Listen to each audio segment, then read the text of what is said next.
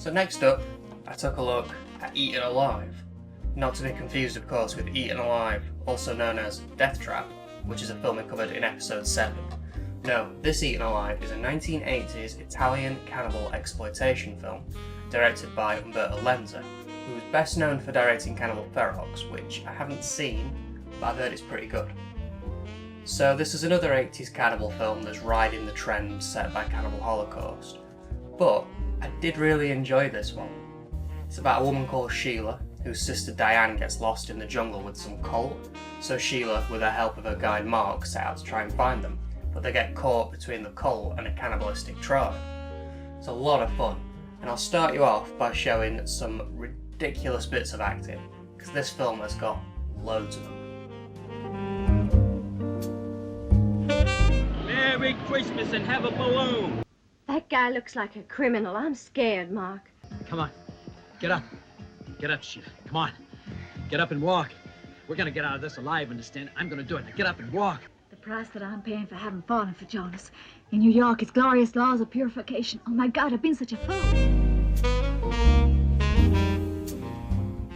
While the characters on the whole are quite unlikable, the bad accents and terrible lines of dialogue can make it quite charming at times. Mark is trying to be cool, and the cult leader Jonas is definitely trying to do his best Clint Eastwood face throughout most of the film. Now, this is an Italian cannibal film, so you're going to get your weird bits in it. There's animal cruelty in this. It does seem to cut it before it gets a little too gratuitous, but it is still there.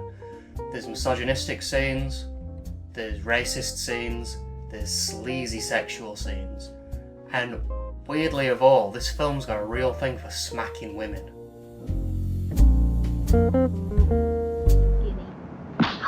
Keep your mouth. I don't want to hear that again. No! No!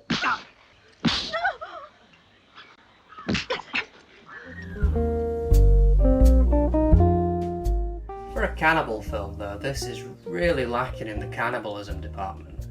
At first I thought that the film was quite heavily cut, so I checked it out on the BBFC website, but now apparently this is a fully uncut version.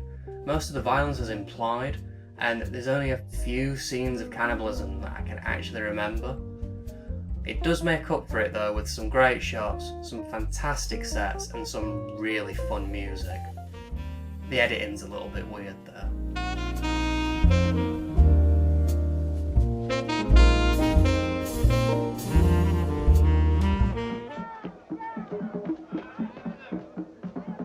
But we've got to try. I'm not about to give in, too. A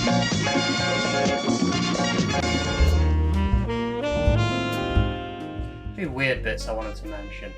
There's a Godfather reference in this for no reason, and while Eaten Alive and Death Trap do share a namesake, they also share alligator scenes. For some reason, I mean, Death Trap's full of alligator scenes, but there's one quite big alligator scene in Eaten Alive, and I must say, it's better in Eaten Alive, even though it's the main focus of Death Trap.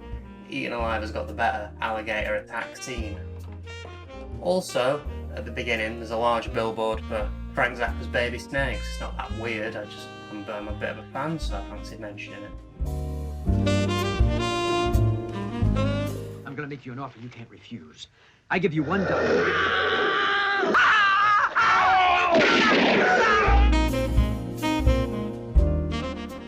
So you probably noticed that the print isn't great. It's a very low grade film. There's loads of scratches and grain. But for this sort of thing, it works okay. Also, no problems with the sound. It's clear and everything sounds really good.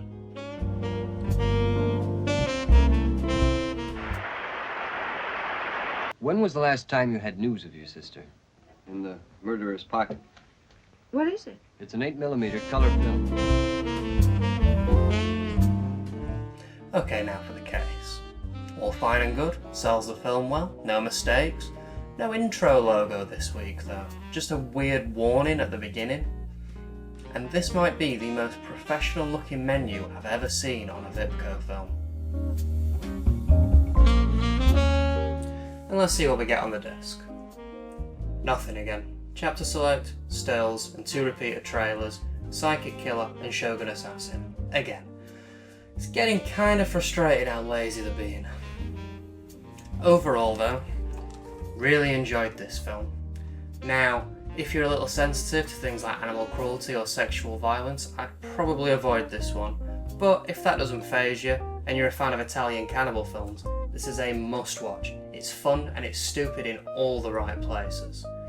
I think if you're in the UK, this is all we've got as far as releases go, but if you find it for cheap, it's well worth picking up.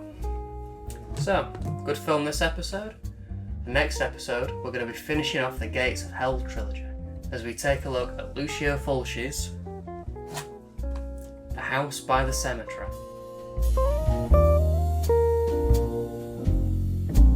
Thank you.